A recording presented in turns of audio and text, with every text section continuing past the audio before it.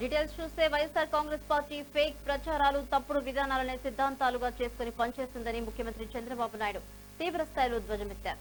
పెద్దాపురంలో జరిగిన బహిరంగ సభలో ఆయన మాట్లాడుతూ గత 10 ఏళ్లలో వైసీపీ అనుసరించిన కుట్రపూరిత రాజకీయాలను ప్రజల ముందుకు తెచ్చానని తెలిపారు. ఎన్నికల్లో ఘోర పరాజయం పాలైన వైసీపీ తీరు మారలేదని, అరుంధతి సినిమాలో భూతంలా నిన్ను వదలబొమ్మాలి అంటూ మళ్లీ ప్రజలను పీడించేందుకు ప్రయత్నిస్తోందని ఎద్దేవా చేశారు. స్థాపితం చేయాలని ప్రజలకు పిలుపునిచ్చారు. బయట మాత్రం ఒక రాజకీయ పార్టీ ఉంది.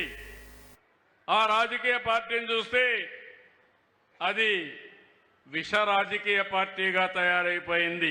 ఆడబిడ్డల పైన సోషల్ మీడియాలో క్యారెక్టర్ అసాసినేషన్ చేస్తారు. ఇష్టానుసారంగా మాట్లాడే పరిస్థితికి వస్తారు.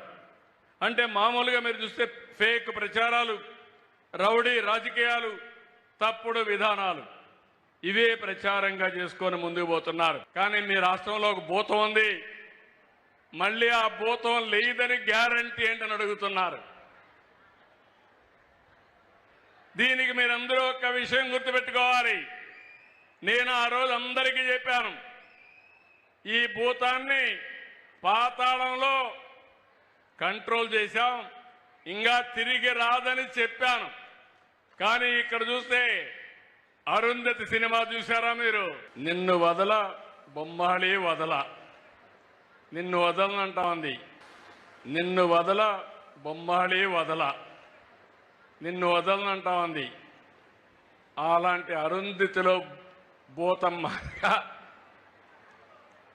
మళ్ళీ మీరు చూస్తే ఈ భూతం మళ్ళా పైకి వస్తా ఉంది. అమరావతి మునిగిపోయిందని ప్రచారం.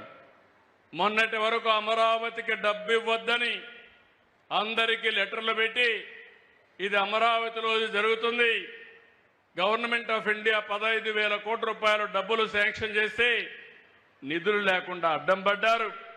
నిన్న మళ్ళీ మునిగిపోతుందని ఫేక్ ప్రచారం చేసే పరిస్థితి వచ్చింది. నేను ఒకటే చెప్తున్నా,